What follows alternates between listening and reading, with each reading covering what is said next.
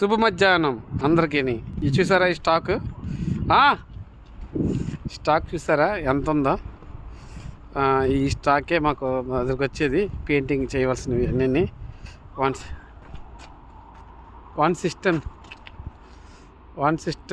2 system అన్ని పెయింట్లు ఉంటాయి.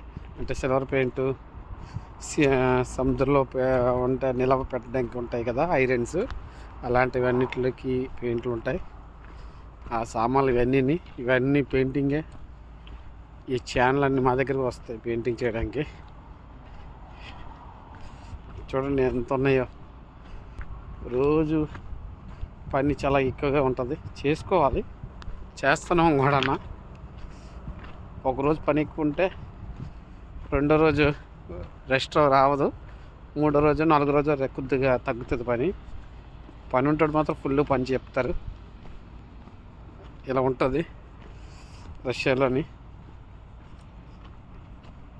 మాకు ఈరోజు సూర్యుడు వచ్చాడు, చాలా ఆనందం అనిపించింది. ఎందుకంటే ఎండ తగిలితే డిహెట్ఎం మాకు చాలా డిహెట్ఎం చాలా ఇంపార్టెంట్ కదా బాడీకి హీట్ ఎక్కడానికి.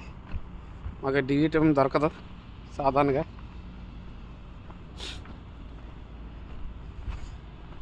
చూడండి ఎంత ఎన్నోటి ఉన్నాయి ఛానల్.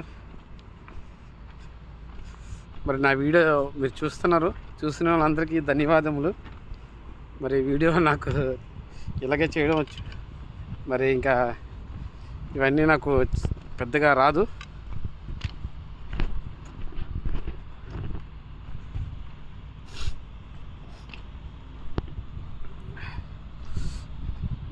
ఈ పెయింటింగ్ అయిపోయినవి, మళ్ళీ రీపెయింటింగ్ వస్తాయి మా దగ్గరికి. ఇవన్నీ పెయింటింగ్ అయిపోయినవే, పైపులన్నీ ఇక్కడవన్నీ పెయింటింగ్ అయిపోయినవే. ఇక కంపెనీకి వెళ్ళిపోదు.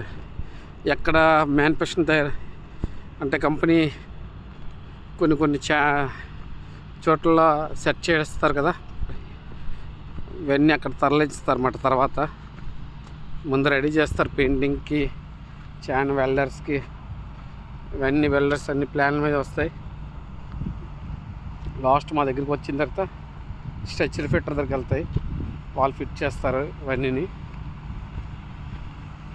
స్ట్రక్చర్ ఫిట్టర్ అంటే చాలా ఇప్పుడు పర్లేదు, సీజన్ బాగానే ఉంది, కొద్దిగా ఎండ తగులుతుంది. కానీ చలికాలం అసలు పని చేయలేరు వాళ్ళు, బయట నుంచే పని చేయాలి అంతా. ఫ్రెండ్స్, రష్యా కోసం మీరు జాబ్ కోసం రావాలనుకుంటే మంచిగా చూసుకోండి, రండి. బాగానే ఉంటాయి, శాలరీలు బాగానే ఉంటాయి. దుబాయ్ కంటే శాలరీ బాగానే ఉంటుంది ఇక్కడ, దుబాయ్ ఖత్తర్ కంటనా. కానీ ఇక్కడ చలికి రష్యన్ ఫుడ్ అలవాటు పడాలి కొద్దిగా. మసాలా అవి ఉండవు. కొద్దిగా యూరోప్ కంట్రీలో ఫుడ్ ఎలా ఉంటుంది అందరికీ తెలిసి ఉంటుంది కొంతమందికి. మీరు అది తెలుసుకొని రండి, ఓకేనా? థ్యాంక్ యూ, ధన్యవాదాలు. భారత్ మాతాకి జై. మా అడ్డా ఇది, మేము వచ్చేసాం. Okay, bye bye.